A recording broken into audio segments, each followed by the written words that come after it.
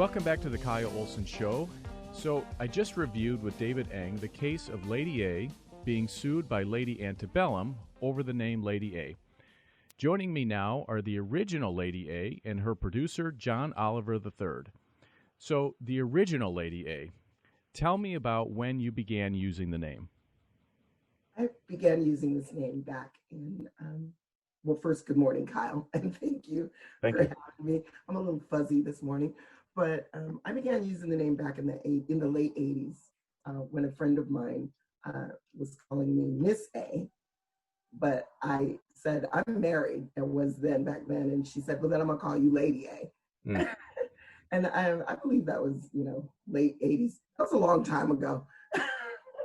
But, and then when I moved back to Seattle, I was singing karaoke, and I was singing in a karaoke bar with Team Karaoke in Florida. And then when I came back to Seattle, I was continuing to use the name in the Sonny Byers Band. And actually, I think that's reversed, but in the Sonny Byers Band, I was a Motown singer. I was a background singer, and I was really shy about singing out, with people being able to see me, because I grew up singing gospel music, and I was a choir director. And my back was always to people, so I never had to really face people. So singing out front, I wasn't as confident as I am now. So I never really wanted anybody to know my name. So Lady A just kind of stuck. Mm-hmm. Yeah. So, and I've been using it ever since. So it seems to me this band from Nashville, in an attempt to look woke and not racist, changed its name, but then stepped right on you. And so now they've got high-powered attorneys trying to push you around. How do you see it? I see it as this is what happens when privilege wants to be woke, but really doesn't know how, or makes a misstep in that, because I work in race and social justice on my day job. And so I see this a lot. And there are mistakes that are made. And I think that they thought, oh, we'll just change our name to, our fans call us Lady A. That's what they said, that their fans call them Lady A. How I see it is, if you really want to be woke and Black lives do matter to you, and I'm going to quote what they said. They said, as a band, we have strived for our music to be a refuge, inclusive of all.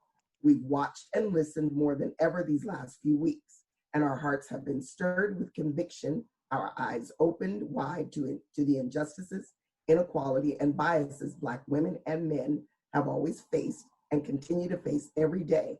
Now blind spots we didn't even know existed have been revealed. So sometimes when you don't know that something, if you don't know something, you don't know. And I understand that.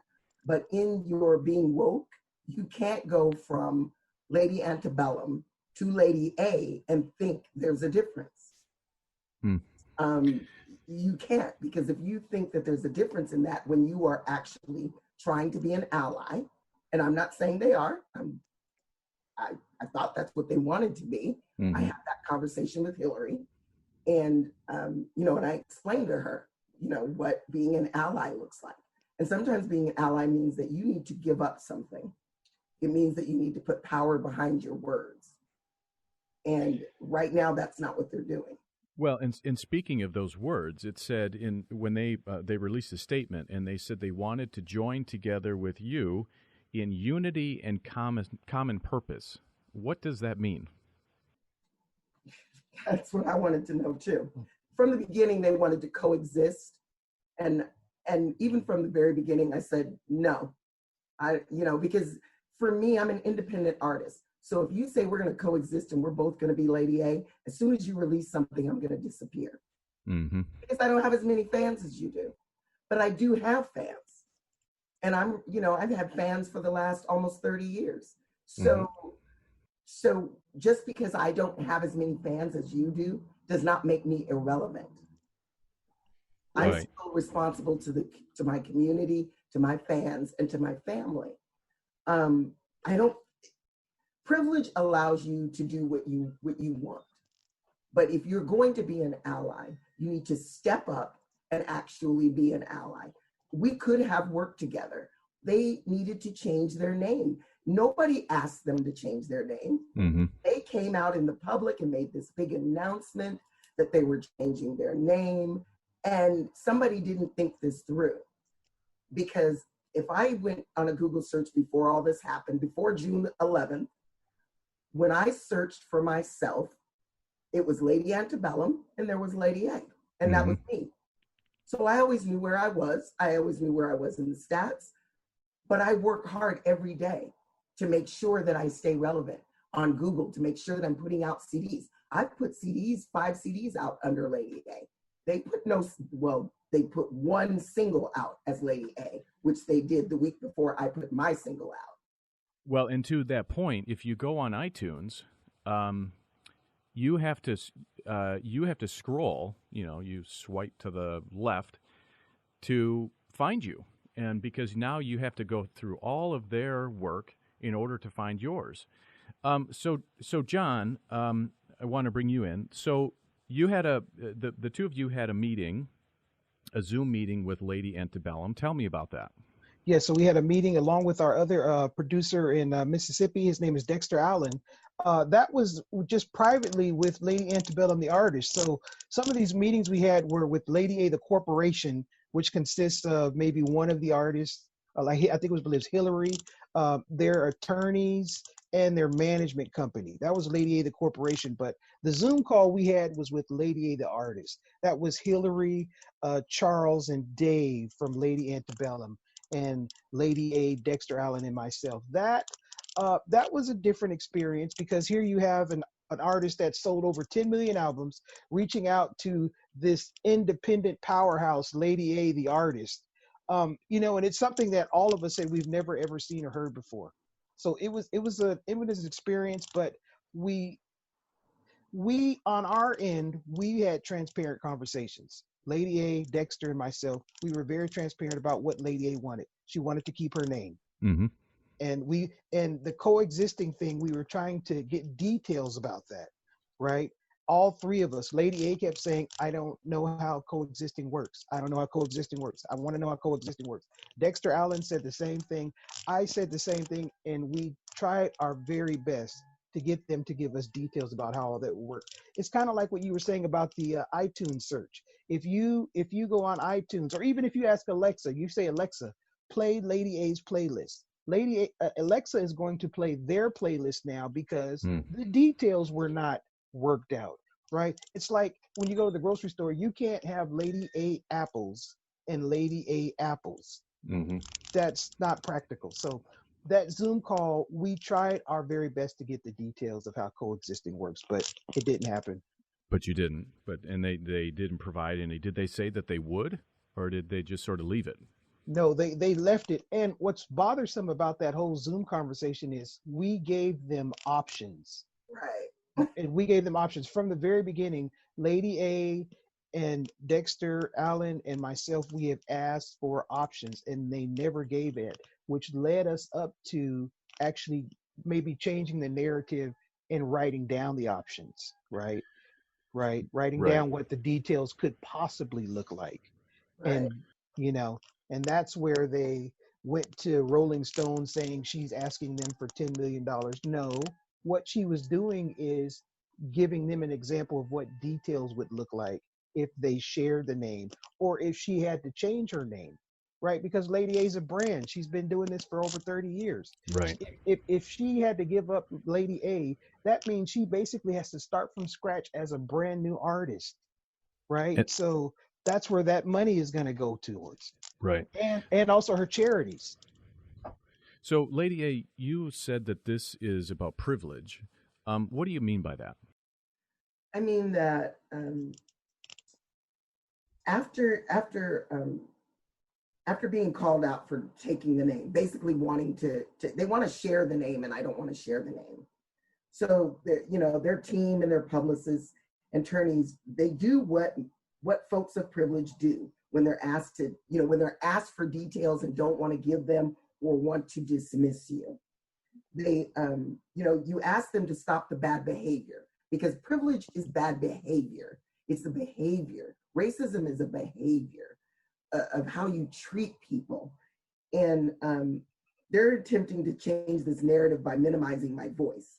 They're belittling my experience as an artist. And that the money that they have allows them to be able to tread on me. Because that's, and when I say me, Kyle, I don't just mean me, because this is not just about me. Mm-hmm.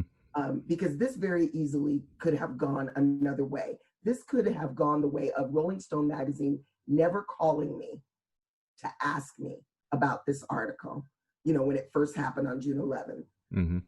And I would have just disappeared and nobody would have ever known.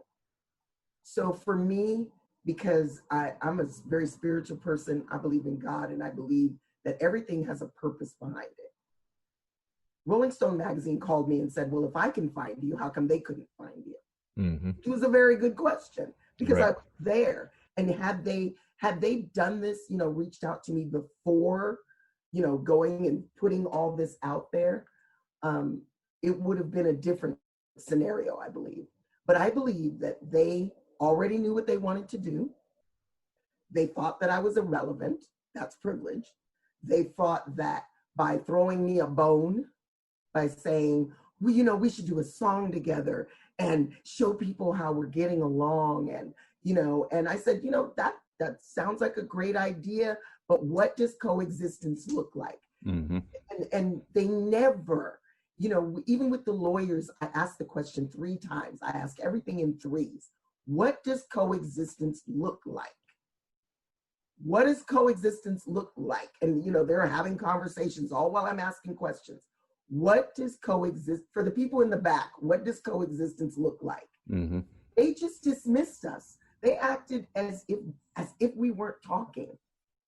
And that bothers me. That's privilege. Mm-hmm. And So, then, go ahead. So if Lady Antebellum was here today, what would you tell them? I would tell them they need to change their name. I'm a very matter-of-fact person, and let's just get to the point and move on with our lives. You need to change your name. You need to change your name if what you said was true. Now, if what you said in your statement was not true, then own it.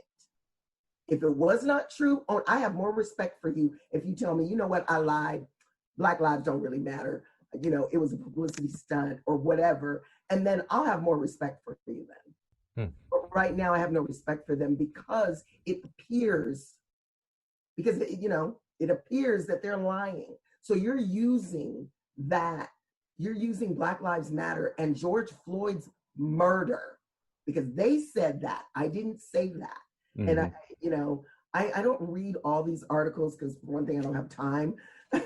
I don't read everything that is going on, but their statement touched my heart. But then at the same time, you trampled on it because you want to keep a letter that, and I hate to make this analogy, but it's like the Ku Klux Klan saying, we're not racist anymore. We're just going to be known as the KKK.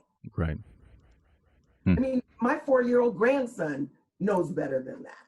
So don't insult our intelligence as Black and Indigenous people of this land and people of color. Stop insulting our intelligence. If you want to be an ally, be one. If you thought you wanted to be an ally and changed your mind because it's going to cost you something, then admit it, own it, and I'll have more respect for you. Right. So, John, we're almost out of time, but John, what do you think the remedy should be? I believe, the remedy now where it stands, because they filed this suit against Lady A and the kind of the discussions that we were having stopped, the remedy that we want now, they should change their name. And not only that, but publicly apologize. Because like Lady A was saying, they committed, they basically came in and were not being transparent. They lied to Lady A and our team. And so they're trying to use this movement, this platform, to say that they got this epiphany. But, they could easily reset their career by just changing their name and publicly apologizing to Lady A. That is, to me, is the best thing to do. Well, there is still an opportunity to come together, because forgiveness is part of just, of being a Christian and just being the person that I am. I'm not upset with them. I just think that tell the truth, be transparent, like that conversation you wanted us to have. Right. Well, Lady A and John Oliver, thanks for joining me today. I hope you're successful in protecting your brand and legacy. Thank you so It's much for for having everybody us. else around us too. Thank you so much. This is the Kyle Olson Show. We'll be right back.